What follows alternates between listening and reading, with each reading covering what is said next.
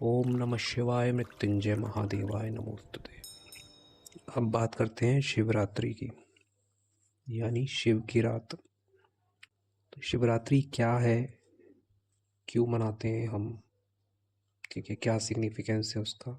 शिवरात्रि, महाशिवरात्रि, शिवरात्रि तो कई बार आती है, बट महाशिवरात्रि जो साल में एक बार आती है, तो उसको हम बहुत ही एक त्योहार की तरह, एक पर्व की तरह मनाते हैं, शिव जी की पूजा करते हैं, ठीक है। और एक कॉमन कॉन्सेप्ट जो हमारे दिमाग में और सबके दिमाग में रहता है कि इस दिन शिव और पार्वती जी की शादी हुई थी, जबकि एक्चुअल में ऐसा नहीं है।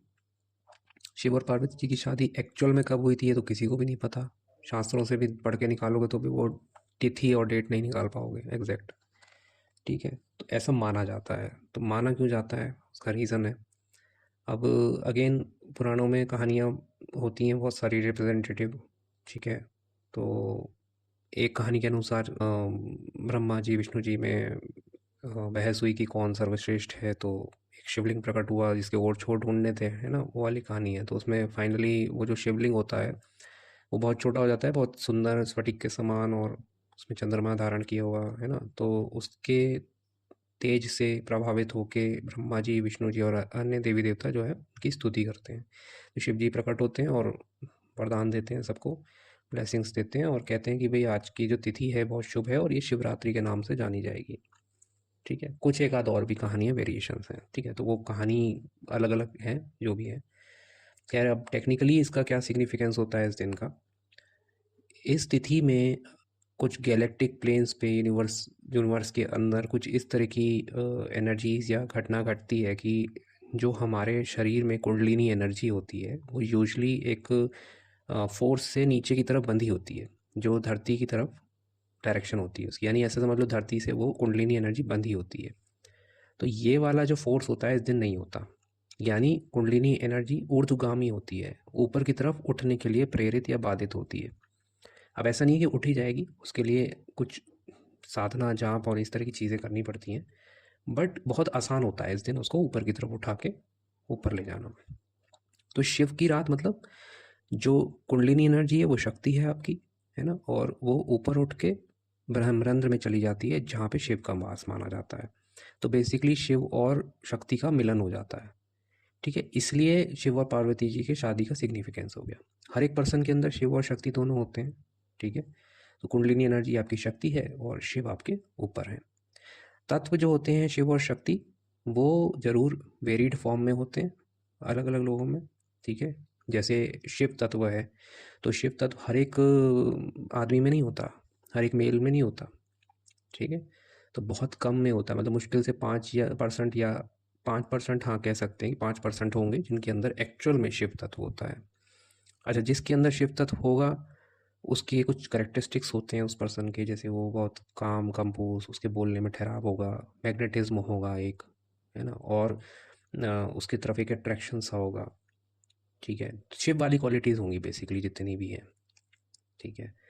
तो ऐसे ही जिस लड़की के अंदर शक्ति तत्व ज़्यादा होता है, तो जिस स्त्री में शक्ति तत्व ज़्यादा होगा तो उसके अंदर शक्ति वाले गुण होंगे, ठीक है। और थोड़ा सा एग्रेसिव भी होंगी वो, गुस्सा भी ज़्यादा आएगा, और सिस्टम में कोई ख़राबी है, कुछ गलत है तो समाज में, तो उसके लिए वो क्या कहना चाहिए, टिप्पणी भी करेंगी, गुस्सा भी करेंगी कि ऐसा नहीं होना चाहिए, वो है, ठीक है।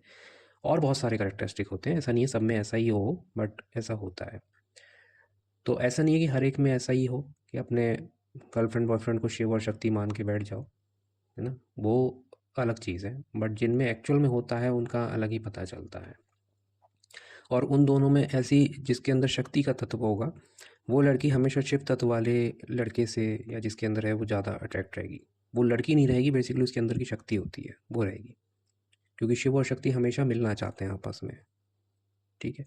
ऐसे ही शिव तत्व वाले के अंदर होगा तो वो शक्ति की तरफ अट्रैक्ट होगा, ठीक है। कभी कभी ऐसा होता है ना, जैसे आपने आपने तो नहीं देखा होगा, वही मैंने अपने उसमें देखा है कि जैसे साधिकाएं होती हैं, है ना, तंत्र मार्ग में फीमेल्स जो होती हैं स्पेशली, मेरी गुरु भी हैं एक, तो उनके अंदर एक अजीब सा अट्रैक्शन होता है कि आप उनको, उनके अंदर एक अजीब सा अट्रैक्शन होता है। वो किसका अट्रैक्शन होता है, मतलब आप उनके प्यार में पड़ जाओगे ईजिली, जबकि वो ऐसा है नहीं है, आपके एज की नहीं होंगी, आपके नहीं होगा, लेकिन फिर भी ऐसा होता है, एक अंदर से अट्रैक्शन होता है। तो क्यों होता है?